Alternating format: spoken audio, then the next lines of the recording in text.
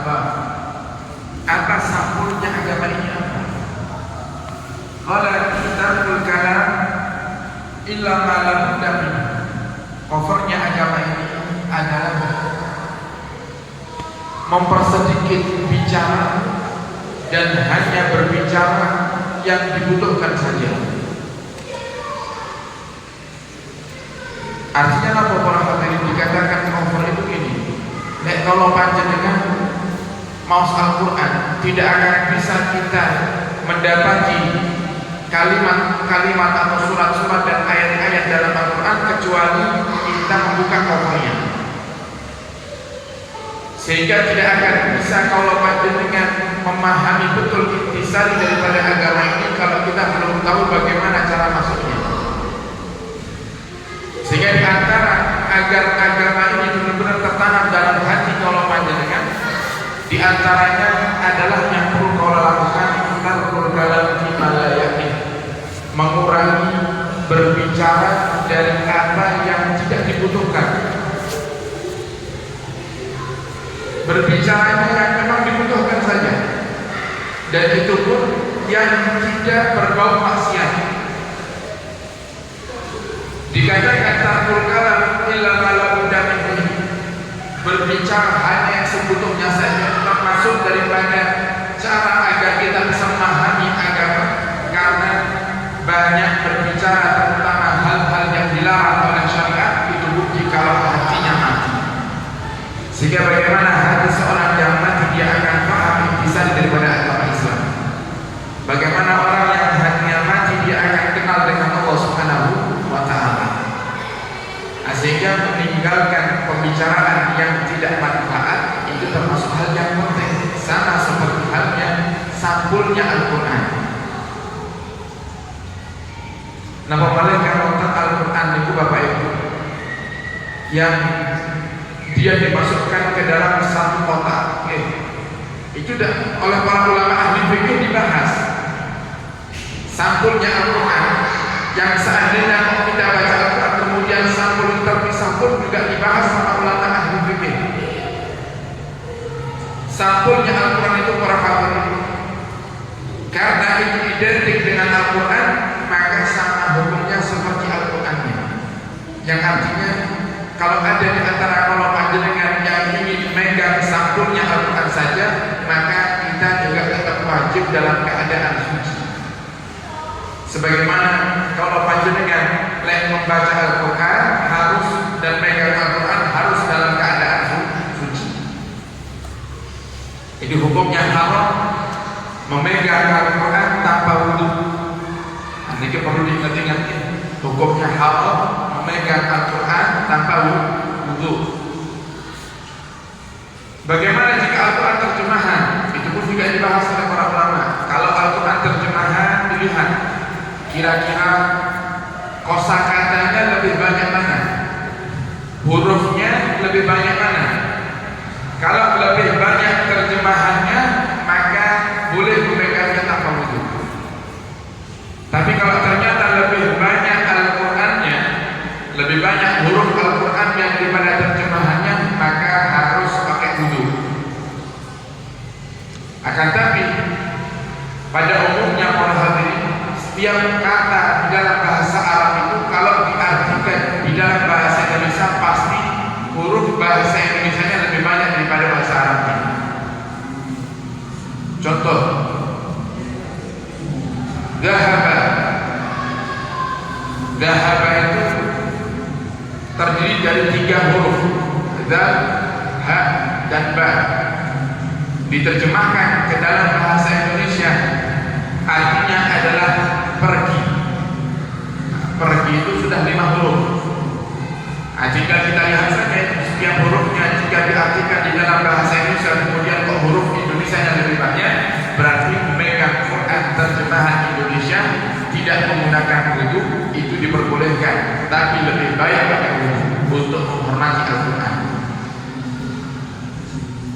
Kalau membaca Al-Quran dalam keadaan tidak berwudu, selama Anda tidak menyentuh Al-Qurannya maka boleh saja. Seperti kalau panjenengan hadir yasinan derek maos Yasin. Kira-kira yang perlu dipertanyakan dengan sak dereke bidal dan Yasinan duduk dia nama boten. Nah, gimana? Kalau seandainya jenengan baca Yasin yang tidak baca Al-Quran, tidak pegang Al-Quran, maka boleh-boleh saja. Yang tidak boleh membaca Al-Quran adalah orang yang berhadas besar. Tidak boleh. Junub, belum mandi besar, perempuan juga seperti itu. Haid dalam keadaan berhadas besar, tidak boleh membaca Al-Quran walaupun tidak pegang, tidak boleh. Tapi kalau tanpa wudu, tapi kita tidak berhadas besar, hanya berhadas kecil saja, boleh membaca, tidak boleh memegang. Nah, sehingga dari pembahasan ini para hadirin, sampulnya Al-Quran itu juga patut untuk kalau panjenengan hormati. Sampulnya Al-Quran itu tidak boleh kalau panjenengan pegang dalam keadaan kita tidak punya wudu.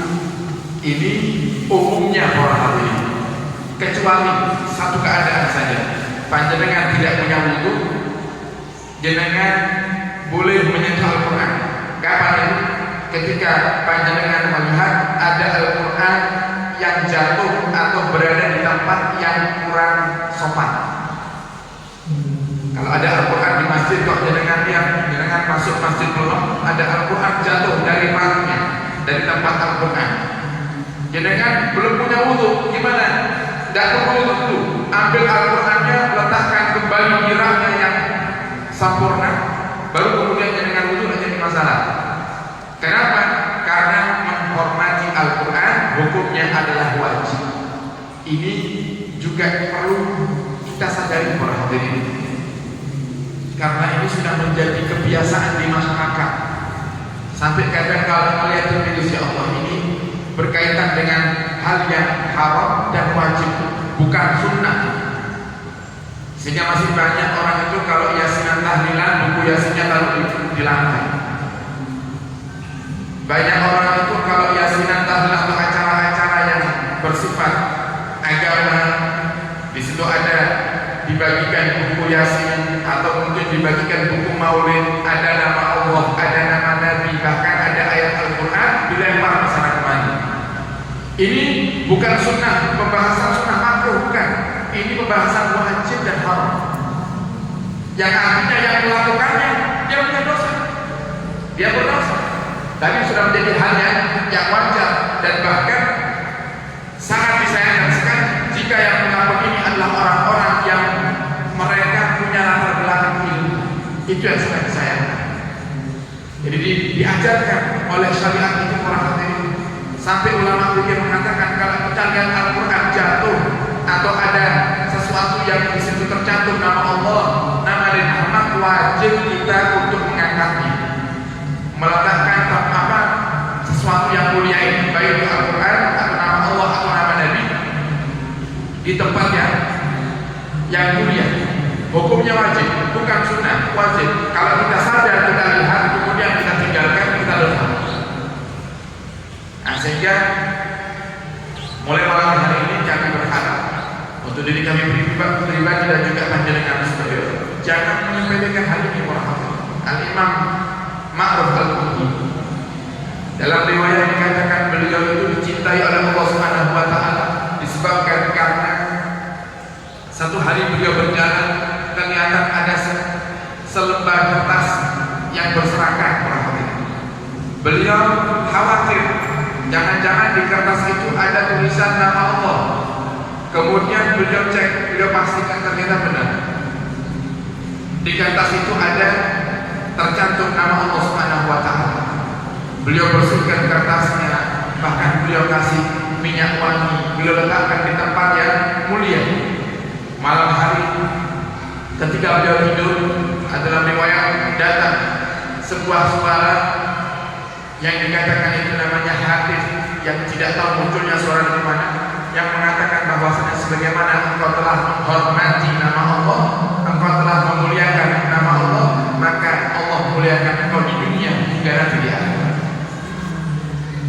Ini padahal satu kejadian yang terjadinya itu secara spontan, Al-Imam Ma'ruf Al-Qurhi dimuliakan oleh Allah disebabkan karena menghormati nama Allah. Bagaimana dengan kita yang terkadang seenaknya meletakkan buku Yasin, meletakkan buku Maulid, meletakkan buku-buku yang tertulis di situ ada nama Allah, ada ayat Al-Quran, ada nama Nabi Muhammad SAW, seenaknya sendiri sejajar dengan kita punya dubur, kita punya pantat. Gimana? Nah, tentunya hal ini para hadirin dibahas oleh para ulama. Tinggal bagaimana insafnya hati kita ngikut ulama yang membahasnya dalam kitab-kitab, atau kita justru malah menganggapnya itu adalah hal yang sepele. Nah, sehingga di sini para hadirin hati-hati dalam meletakkan hal-hal yang di situ ada nama Allah, nama Nabi, atau ayat-ayat Al-Quran. Termasuk kalau panjenengan punya putra-putri sekolah, kalau sudah selesai biasanya buku-buku itu asal dirombengkan ya. Ada di antara buku yang dirombengkan ini diserahkan ke tukang apa namanya, rongsok ya. Itu ada buku agamanya. Dan ini kejadian, pernah satu hari beli kaca, lah kok ternyata bungkusnya buatan ayat Al-Qurannya. Ini betul. Kenapa? Saya lihat ternyata kertasnya disobek dari buku PAI, pelajaran agama Islam yang ada di sekolah-sekolah. Nah, sehingga caranya gimana? Kalau sudah tidak terpakai kemudian numpuk di rumah, itu pun juga dibahas oleh para ulama. Coba, masih ragu kita kalau kita diperintah untuk memuliakan nama Allah, nama Nabi Muhammad dan ayat-ayat Al-Quran, sampai sedetail itu dibahas oleh para ulama. Seandainya kok ternyata ada buku-buku yang bertuliskan nama Allah, nama Nabi, atau ayat-ayat Al-Quran numpuk di rumah, yang bikin rumah kurang rapi, solusinya bagaimana? Dibahas oleh para ulama. Solusinya adalah kita kumpulkan, kita siapkan tempat yang kira-kira tempat itu bukan tempat yang hina, bukan tempat sampah. Anda ambil wadah, misal bekasnya apa itu, blacknya jajan gitu ya, blacknya kue-kue lebaran ya, taruh di atas tempat yang agak tinggi, masukkan kertas-kertas atau buku-buku itu ke atasnya, kemudian bakar sampai habis. Itu di antara solusi dari para ulama. Ada yang berpendapat dicelupkan ke air sampai tintanya pudar. Ini bisa diamalkan di masa lalu, tidak bisa diamalkan sekarang. Karena tinta sekarang ini sudah kuat-kuat ya. Walaupun direndam di air, tulisannya tidak mudah. Kalau tintanya dulu direndam di air, mudah tulisannya, hilang tulisannya. Nah, sehingga orang hadirin, kalau Anda punya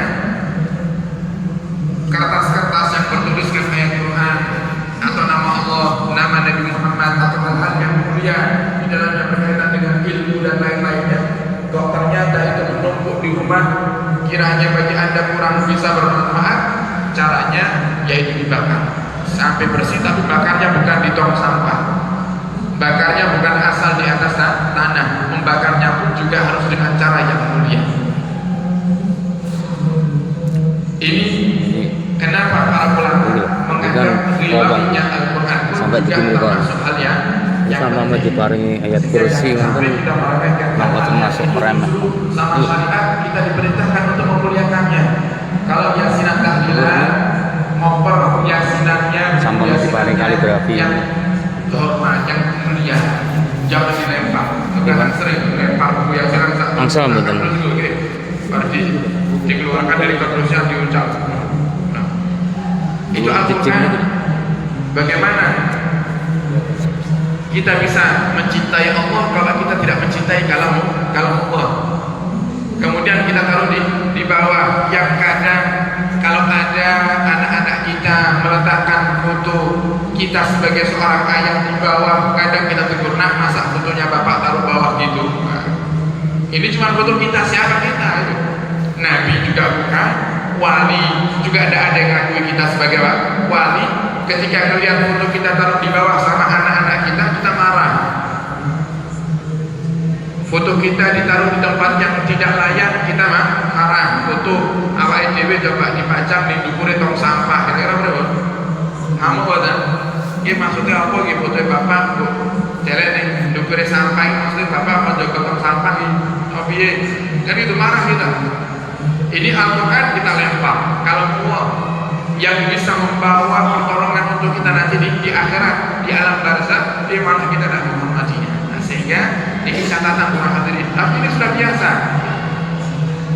Kita sampaikan yang biasa kalau itu maksiat yang harus dicegah para hadirin. Seandainya kalau ada satu tempat yang di situ minuman keras sudah menjadi hal yang wajar, ya tetap kita harus katakan minuman keras itu haram. Jangan jadikan syariat harus ikut adat, jangan. Adat harus ikut syariat. Kalau syariat harus ikut adat, amburadul nanti. Amburadul. Ya contoh yang terjadi di bulan-bulan yang semacam ini, di mana harusnya kita banyak-banyak bersyukur kepada Allah karena ini bulan yang 78 tahun yang lalu Allah berikan kemerdekaan untuk republik ini, yang harusnya kita banyak bersyukur, tapi kan ternyata disalahgunakan. Dengan apa? Dengan niatan bergembira menyambut hari kemerdekaan Republik Indonesia, tapi nyatanya bermaksiat kepada Allah. Yang ngasih merdeka Allah, justru yang dikasih malah melanggar perintah Allah. Ini tidak masuk akal, tidak masuk di akal. Nah, sehingga bagaimana Allah akan menambah nikmat kemerdekaan yang kita saat ini berada di dalamnya kalau kita melanggar perintah Allah Subhanahu wa taala. Nah, ini ada sudah banyak, bahkan kalau ada yang menyuarakan kebenaran tidak disapa sama satu kampung. Itu ada, baru kemarin ketemu satu orang, Habib saya menyuarakan seperti ini, kalau waktunya karnaval jangan pas waktu sholat-sholat yang berdekatan, nanti jadinya orang-orang gak sholat. Mulai dari sebelum zuhur sampai maghrib, terus zuhurannya kapan, asarnya kapan. Saya sampaikan ini ke panitia, malah saya yang dimarahi. Satu kampung gak nyapa saya. Saya bilang, walaupun jangankan satu kampung, satu Tulungagung gak nyapa kita, tetap kita katakan yang hak itu wajib. Maka kata Nabi Muhammad, paling baiknya dakwah adalah dakwah kepada orang yang menolak kebenaran. Paling baiknya dakwah kepada orang yang menolak kebenaran. Berdakwah itu sedekah. Nabi Muhammad juga katakan, wa afdhalus sedekah kalimatul haqqin inda imamin jair atau inda sultanin jair. Paling baiknya sedekah adalah sedekah dengan kalimat-kalimat yang baik tentang aturan-aturan syariat di hadapan pemimpin-pemimpin yang mereka ternyata tidak mau mengetahui ilmu syariat. Mereka tidak mempedulikan ilmu syariat. Kita suarakan ini haram, walaupun mereka katakan itu adalah hal yang wajar, ini adat, terserah, yang penting kita katakan itu haram. Urusan kita dimusuhi, tidak urusan kita dimusuhi manusia, yang penting Allah ridha kepada kita. Apa artinya kita dicintai semua orang, tapi kalau Allah murka? Fir'aun itu dicintai sama pengikutnya, tapi Allah murka. Apa artinya? Fir'aun dicintai sama banyak pengikutnya, ribuan mungkin jutaan pengikutnya, tapi kalau Allah murka kepadanya. Jangan sampai detik ini Fir'aun disebut-sebut terkenang namanya bukan atas kebaikannya, tapi atas kezalimannya.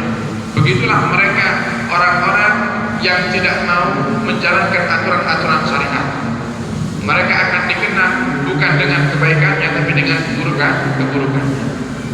Nah, sehingga ini kalau sampaikan para hadirin-hadirat kersane, kalau panjenengan saged paham menghormati Al-Qur'an, ayat-ayat Al-Qur'an, nama Allah, nama Nabi, menghormati buku yang berkaitan dengan ilmu agama, hukumnya adalah wajib, tidak boleh kita letakkan di bawah. Dan meletakkan di bawah hukumnya adalah haram, karena sejajar dengan nabaniku kaki kita, sejajar dengan dubur kita yang menjadikan sebab itu terhinakan. Nah, jadi di sini dibahas dan diambil satu misal oleh Imam Hamid Al-Laqaf bahwasannya jadikan setiap agama itu memiliki sampul seperti sampulnya Al-Quran, sampul yang terhormat. Apa itu sampulnya agama? Yaitu tarkul kalam illa ma la budda min. Yang pertama, kurangi berbicara yang tidak manfaat. Al-Imam Al-Ghazali dalam kitab Ihya menyebutkan ada 20 penyakit yang berkaitan dengan lisan. Ada 20 masalah lisan yang harus dihindari oleh manusia. Di antaranya adalah al-khawdu fi ma la ya'ni, kata beliau. Berbicara yang tidak dibutuhkan, berbicara yang tidak manfaat, yang ujung-ujungnya nanti sampai menyindir atau menyakiti hati orang. Alhamdulillah. Nah, kemudian yang kedua, wa tarkud dunya illa ma la budda minhu. Termasuk daripada sampulnya agama Islam adalah mengambil dunia itu sesuai yang dibutuhkan saja. Mengambil dunia sesuai yang dibutuhkan saja. Artinya, selagi Anda sudah dicukupi oleh Allah Subhanahu wa taala, jangan sampai Anda hadirkan sifat rakus dalam hati. Karena itu sifat yang paling banyak melekat di dalam hati manusia yang menjadikan manusia itu rusak. Jadi Islam tidak melarang Anda untuk berbisnis sehingga Anda menjadi orang yang sukses. Kalau Anda katakan, oh Islam berarti melarang orang yang kaya, dan Islam tidak melarang orang untuk menjadi kaya. Islam melarang orang untuk cinta kepada dunia. Kalau dibilang kaya, Sayyidina Utsman bin Affan itu kaya. Kekayaannya bisa dinikmati sampai sekarang. Beliau pernah mewakafkan sebuah kebun yang besar untuk maslahat kaum muslimin. Kebunnya sampai sekarang masih ada. Bahkan hasil dari kebunnya Sayyidina Utsman sampai sekarang pun juga masih digunakan untuk maslahat kaum muslimin. Itu berarti Sayyidina Utsman bin Affan kaya. Nabi Muhammad mengatakan, wahai para sahabat, dalam beberapa waktu yang akan datang kita akan berjihad, tapi kita kekurangan bekal, kita kekurangan kendaraan untuk berangkat berjihad. Apakah ada di antara kalian yang ingin berjuang dengan hartanya?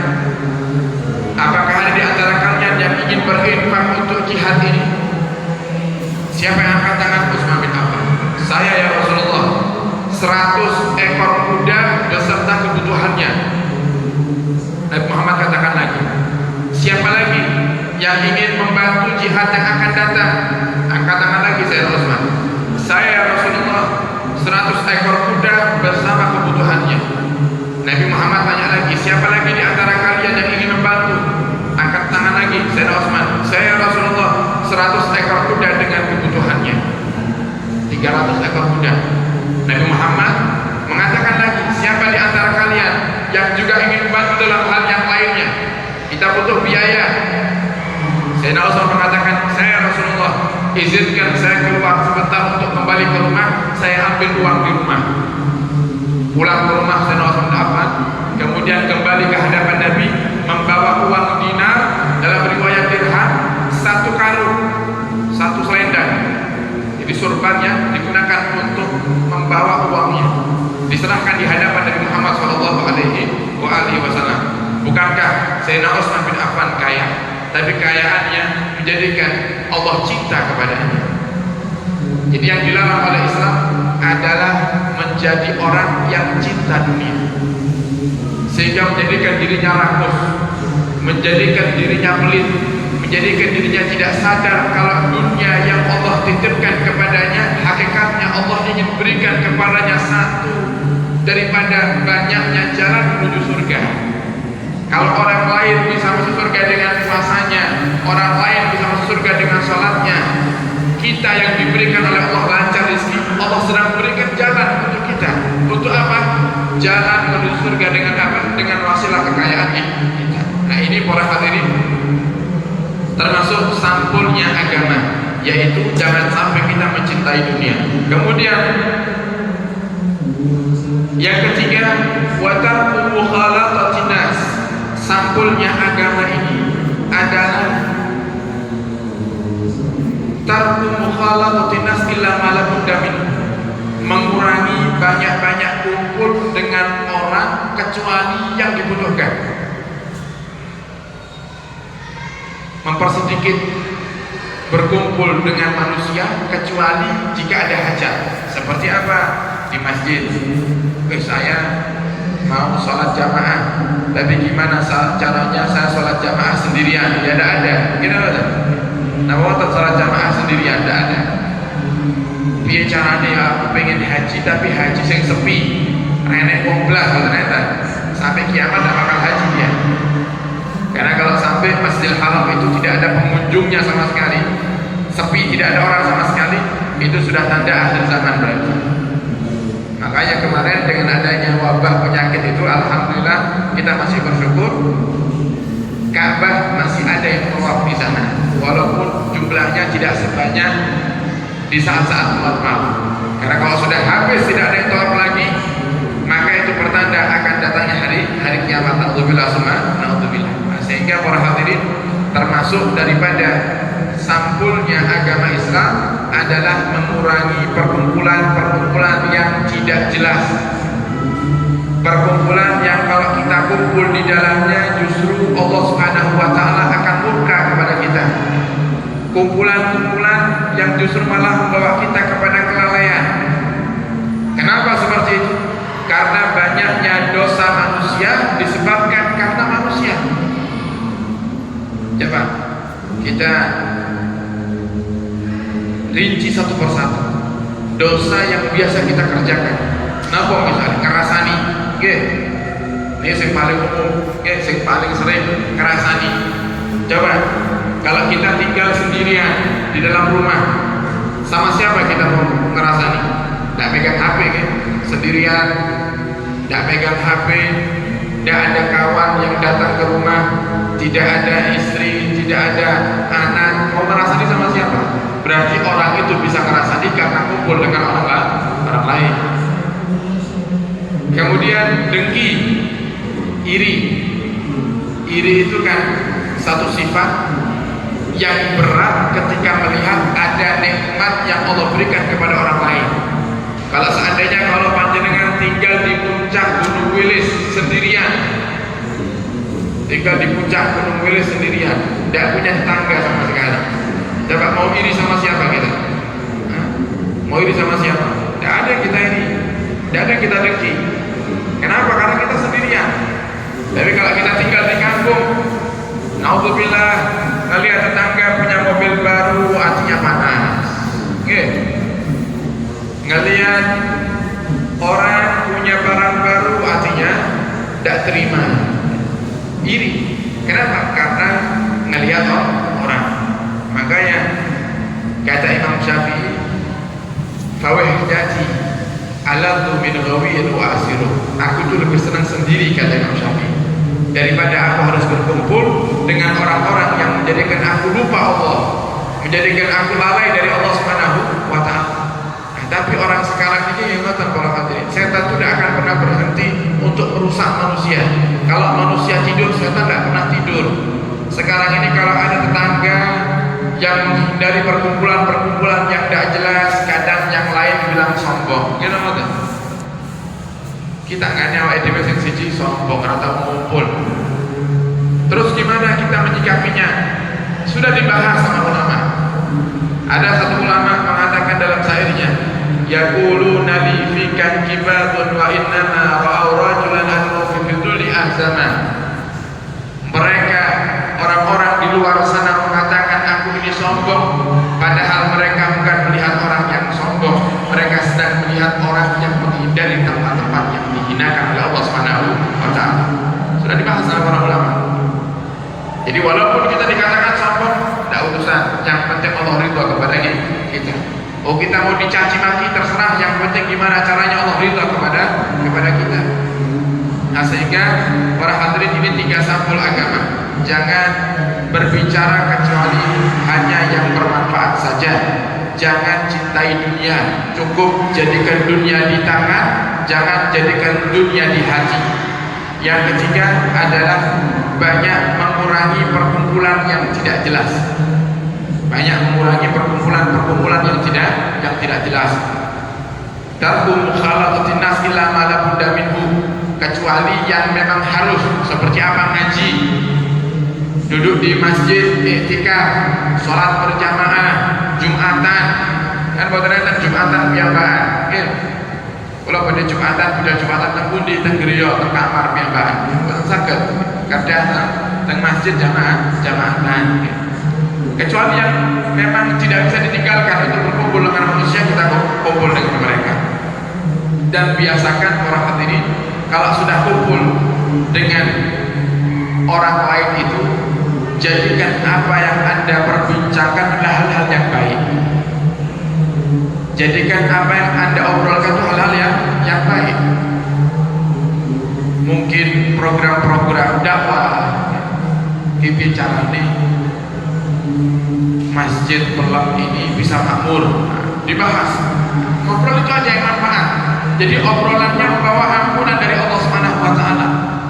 Karena tidak ada satupun perkumpulan yang di situ dibicarakan sebuah kebaikan kecuali Allah ridho dengan perkumpulan itu. Tidak ada perkumpulan yang di situ yang dibicarakan adalah kebaikan kecuali tidaklah mereka bubar kecuali semua dosa mereka diampuni oleh Allah Subhanahu wa taala. Nah, sehingga jadikan setiap kita kumpul sama orang yang dibahas adalah kebaikan. Dan itu kita coba untuk kita biasakan di teman-teman. Habis majelis biasanya terlamah-lamah, ini ngobrolnya yang baik-baik aja. Ngobrol yang baik-baik. Saya dengan teman-teman, Pak Haji gimana? Pembangunan gimana? Tanah gimana? Nanti ada acara di mana lagi? Ada dakwah di mana lagi? Safari kita di mana? Untuk kebaikan semuanya. Tujuannya untuk apa? Supaya kita berdiri dari majelis itu semua dosa kita diampuni oleh Allah Subhanahu wa taala. Jadikan itu kesempatan untuk meraih ampunan Allah. Eman-eman, kumpul kita kumpul dengan orang lain, kemudian kalau ada orang yang terbawa termotivasi dengan apa yang kita sampaikan daripada kebaikan-kebaikan, maka kita dapat pahalanya. Kita dapat pahalanya. Beberapa waktu yang lalu di majelis saya guyonan, sing napa niku gadah barang-barang bekas. Pun jenengan kita teng mriki mangke saged manfaat untuk pondok pesantren. Lu kok ternyata ada yang bawa motor bekas, kan berarti manfaat. Dibuat operasional, apa namanya, pondok, dibuat mengangkat apa yang kiranya untuk butuh diantarkan dan diangkat oleh santri. Padahal niatnya guyonan, tapi sesuatu yang kiranya bisa kita sampaikan dan akan mendatangkan pahala yang jariah. Padahal niatnya cuma guyonan, ternyata kok bener ada yang kirimkan motor, lah akhirnya akan manfaat kembalinya kepada saya. Nah, sekarang ini kita aplikasikan ke setiap perkumpulan yang Allah panjenengan datangi. Biasakan untuk ngomong-ngomong yang baik. Mau yang ibu-ibu mau hadir namanya ibu arisan, kalau nonton arisan, coba arisannya itu diubah daripada yang biasanya hanya sekedar kumpul, ngomong, ngalor ngidul, kadang saling rasa-rasa satu sama lain tidak jelas, mending arisannya dijadikan pengajian. Ini sering saya ngisi kajian-kajian arisan itu sering saya ngisi. Itu malah lebih baik. Jadi selesai acara, kemudian ditentukan siapa yang narik di hari tersebut, maka selesai pulang. Jadi tidak ada kesempatan untuk ngomong yang tidak jelas, yang akhirnya terpeleset dalam dosa, fitnah, ngerasani, tidak ada. Kenapa? Semuanya diisi dengan kebaikan. Sumaklah, kemudian kata Ibnu Hamid Al-Laffah, dan ketahuilah wahai saudaraku, anna asla zuhdi al-ijtinab anil maharim. Orang yang zuhud itu adalah orang yang meninggalkan hal-hal yang haram. Orang yang tidak mau menyentuh sedikit pun daripada hal yang haram. Dia dikatakan zuhud, tidak cinta dunia. Kabiriha wa fadriha, baik itu yang haramnya besar atau haramnya kecil, baik itu yang sedikit atau yang banyak, ditinggalkan semuanya. Nah, ini kan ada satu orang yang mengatakan bahwasanya riba itu kalau banyak haram, lek cici orang popo. Ini ada, saya dengarkan langsung dengan telinga saya di satu siaran radio ada seorang yang mengatakan ketika ditanya, "Pak, hukumnya riba niku piye to?" Kemudian dia jawab, "Riba lek akeh ora oleh, tapi lek titik oleh." Tidak ada. Riba itu sedikit banyak haram semuanya. Sama seperti halnya kalau kita makan daging babi itu. Gimana hukumnya makan daging babi? Haram. Makan daging babi banyak haram, makan daging babi sedikit juga haram. Tidak boleh, tetap haram. Jadi kata Imam Hamid Al-Labbas, termasuk tanda takwanya seorang itu adalah dia menghindari yang haram, baik itu haram yang besar, yang banyak, atau haram yang sedikit, sama, ditinggalkan semuanya. Jadi jangan remehkan sesuatu yang haram walaupun itu sedikit. Sedikit kalau dikerjakan tiap hari, ya lama-lama jadi banyak. Wa ada jami'il faraid, mengerjakan semua hal yang wajib, baik itu yang ringan ataupun yang berat. Nah, seperti tadi saya katakan bahwasanya tadi ulama katakan meletakkan nama Allah, nama Nabi dan yang bersifat dengan berkaitan dengan ilmu di lantai dengan sengaja hukumnya haram. Walaupun itu tampaknya sepele, jangan kau lakukan, kata Imam Al-Labbas. Tinggalkan, hindari. Kemudian yang terakhir, tarkut dunia, menghindarkan diri daripada cinta kepada dunia. Qaliliha wa kasiriha, baik cinta yang sedikit apalagi cinta yang banyak. Jadi jangan sampai ada cinta dalam hati kita kepada dunia walaupun sedikit. Kenapa? Karena orang yang sudah mencintai dunia tidak ada Allah dan Rasulnya dalam hatinya. Karena mustahil Allah dan Rasul bersatu di dalam hati manusia yang di dalamnya ada cinta dunia. Tidak mungkin. Kita punya hati hanya satu dan hanya bisa fokus kepada satu. Tidak bisa fokus kepada dua hal. Kalau kita punya hati sudah fokusnya kepada dunia, berarti tidak akan fokus kepada Allah dan Rasulnya. Tapi kalau sudah kita punya hati fokusnya kepada Allah, fokusnya kepada Rasulullah, maka dunia akan mengikuti kita. Dan itu Allah sudah katakan dalam Al-Quran bahwasannya dunia ini akan diwarisi oleh hamba-hambaku yang soleh, bukan hamba-hambanya Allah yang ahli maksiat. Allah sudah katakan kepada dunia, wahai dunia, perbudak urusan hamba-hambaku yang soleh.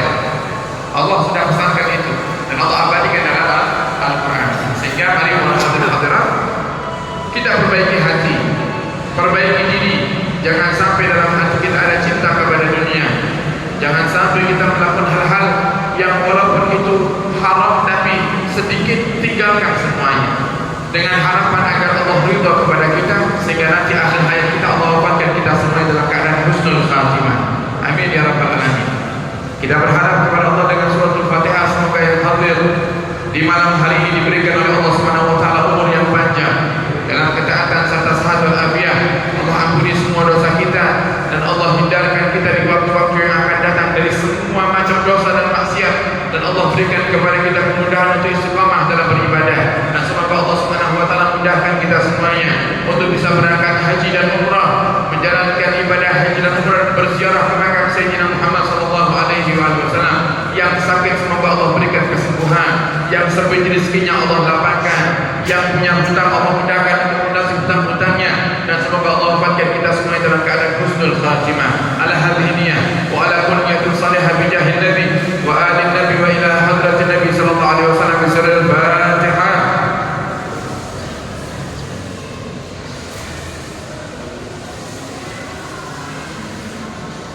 Alhamdulillah rabbil alamin. Sekian dari kami.